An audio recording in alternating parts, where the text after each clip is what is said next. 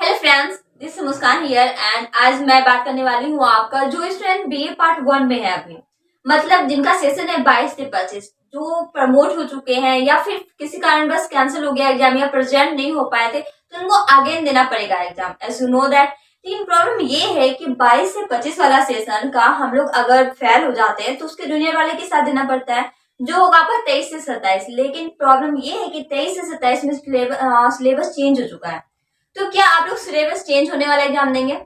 इसका डाउट मैं क्लियर करती हूँ पहले कि जो भी है ना, जो भी आपको एग्जाम देना होगा वो आपको जैसे देते हैं वैसे ही देना होगा, क्योंकि कोई भी चेंज नहीं होगा इसमें।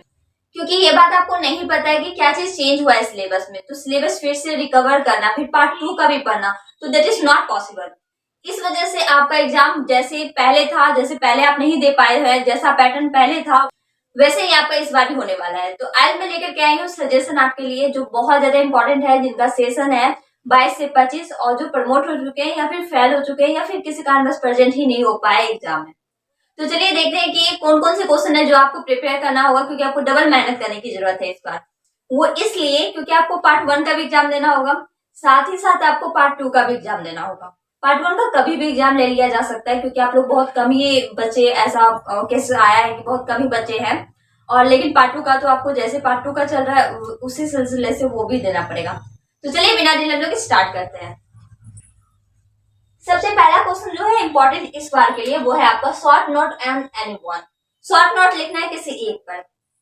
मैंने ऑप्शन में आपको बताया है तीन इंपॉर्टेंट है इस बार की, तो आपको तीनों प्रिपेयर करना पड़ेगा क्योंकि पता नहीं है कि तीनों में से कौन पूछ दिया जाएगा। अगर आप तीनों करते हैं तो एक कंफर्म हो जाता है, जो मार्क्स दिलाता है आपको 13 marks.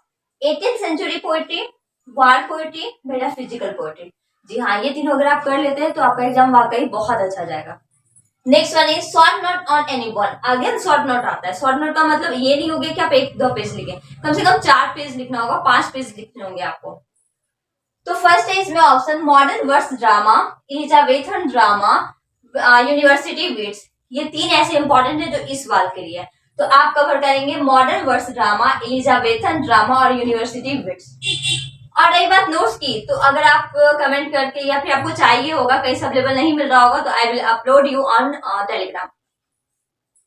Next one short note on anyone. Again short note, ये इसमें आएगा विक्टोरियन नॉवेल आ सकता है या तो 19th सेंचुरी नॉवेल। इसमें मैंने 2 इंपॉर्टेंट बताया है, विक्टोरियन नॉवेल आ सकता है या तो 19th सेंचुरी नॉवेल आ सकता है। ये दोनों बहुत हद तक मिलते हैं एक दूसरे से। या फिर द पीरियडिकल एसे, ये इंपॉर्टेंट है इस बार के लिए। आफ्टर दैट 5 नंबर में आएगा आपका French lawn words. French lawn words के बारे में क्या, क्यों, कहाँ, कैसे, ये सारा डिटेल आपको लिखना पड़ेगा। जो मार्क्स दिलाता है आपको 13 मार्क्स, मतलब टोटल आपका 13 मार्क्स का है। सॉरी, मैं भूल गई थी वर्नस लॉ को रीड करने के लिए। तो वर्नस लॉ भी आपके एग्जाम में इम्पोर्टेंट है, जो कि 13 मार्क्स का आता है। नेक्स्ट बात करते हैं अब हम लोग 6 नंबर। 6 नंबर में भी शॉर्ट नोट है जो 13 मार्क्स का है। स्टैंडर्ड इंग्लिश और मिडिल इंग्लिश, ये दोनों इंपॉर्टेंट है इस बार के लिए, तो आप ये दोनों को कवर कर लेंगे। After that objective. ऑब्जेक्टिव आपका 10 मार्क्स का आता है। अब प्रॉब्लम ये है कि ऑब्जेक्टिव आप करेंगे कैसे, कुछ नहीं करना, बस प्रीवियस ईयर जितने भी क्वेश्चन पूछे गए उन सारे को आप रिपीट कर लीजिए। उन सारे को अगर आप रिमेम्बर कर लेते हैं तो डेफिनेटली 10 आउट ऑफ 10 आपका आएगा, क्योंकि एक भी प्रीवियस ईयर से आगे नहीं जाता है हट करके। और जो आप इस सब में पढ़ेंगे तो इन सबसे 1-2 क्वेश्चन एक्स्ट्रा पूछ लिया जाता है। फोनेटिक्स भी बहुत आसान होता है, बस एक बार अगर वीडियो आप देख लेते हैं तो डेफिनेटली वो समझ में आ जाएगा।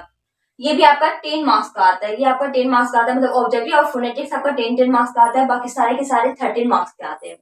तो इन सारे को कवर करने के लिए आपको 13 या 4 या तो 5 पेज कवर करने होंगे। और इन दोनों को तो जैसा आपको सही लगे उतना आप लिख सकते हैं इसमें। और ऑब्जेक्टिव में तो खैर कोई कंफर्म नहीं है कि 10-10 क्वेश्चन आएगा तो 10 का 10 ही लाइन जाएगा, और क्या। आई होप कि आपको ये समझ में आ गया हो कि पार्ट 1 का एग्जाम कभी भी ले लिया जा सकता है, क्योंकि इसको कवर करना होगा ना। जब तक वो एग्जाम नहीं लेगा तब तक आप लोग पार्ट 2 का एग्जाम कैसे देंगे। इस वजह से पार्ट 1 का क्लियर होना वाकई बहुत इंपॉर्टेंट है। तो बी प्रिपेयर फॉर एग्जाम, आज से ही आप स्टार्ट कर दीजिए एग्जाम, या फिर कर चुके हैं तो बहुत अच्छी बात है।